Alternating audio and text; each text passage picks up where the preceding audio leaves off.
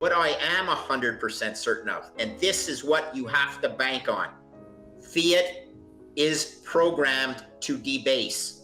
That is the certainty. That is the math. That is the mathematics of a debt spiral where they have to print money to meet the interest expense obligations.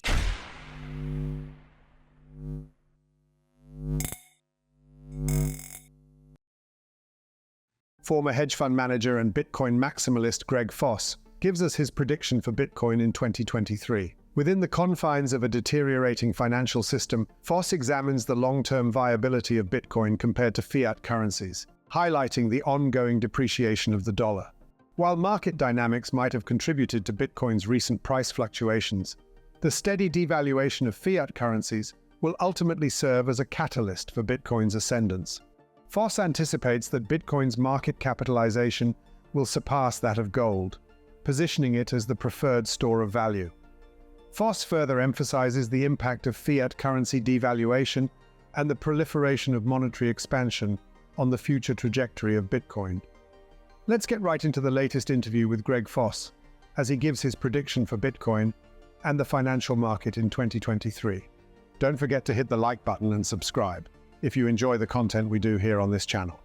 So I've never seen a simpler investment decision in my life, which is to move some of the exposure from government bonds, which is a soft asset, into the hardest asset that man has ever created.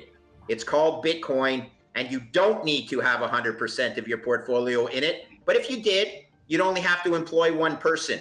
And maybe there is the efficiencies that come with that. I am not advocating 100% position though for Ontario teachers, but get off of zero, please, on behalf of all of the hardworking Canadian teachers that perhaps don't know how to manage risk themselves.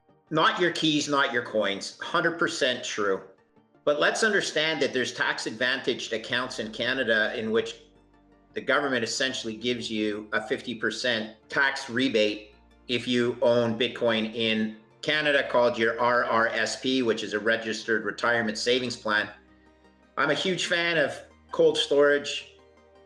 I own Bitcoin in cold storage, but I also own Canadian ETFs because I view it as, in my tax advantage account, I can get $1.50's worth of Bitcoin for $1 investment equivalent, okay? And that's important. And, you know, you have to balance the risks and returns. I'm proud that Elliott is one of the multiple ETF providers in Canada. I believe his pricing mechanism is one of the most ingenious of the products out there. But talking bigger picture, it is important to understand that a lot of people, particularly my age, love Bitcoin when it has a QSIP attached. And that's lost on a lot of people. For those out there that don't know what a QSIP is, it's an identifier for any exchange traded product. It will identify alphanumerically whether the product is an ETF, a bond, a stock, all of these things. But when you manage money and your systems are predominantly set up with an identifier as being one of the main, probably the key component of any database, once it has a QSIP, you open Bitcoin ability to be allocated anywhere and any analysis. There's so many legacy platforms that probably couldn't even accept Bitcoin until it has a QSIP. So well done, Elliott. The Canadian government is subsidizing your purchase of Bitcoin. I'm all for that. And that's why I would hold both. Ultimately, cold storage is the solution, but in terms of tax advantaged accounts, bring it with an ETF and low basis risk, high liquidity, good market makers, creation redemption features. I believe it's all good for the ecosystem. It's just one more on-ramp. You know, coming from the bond markets, I do appreciate the liquidity that's provided in global bond markets and the US bond market in particular. I mean, that allocation up there at 27%, that's high. I will note that it was probably higher, and on a mark-to-market basis, since most global bonds have been shredded in the last 2 years, it's come down, or they did a proper duration exposure.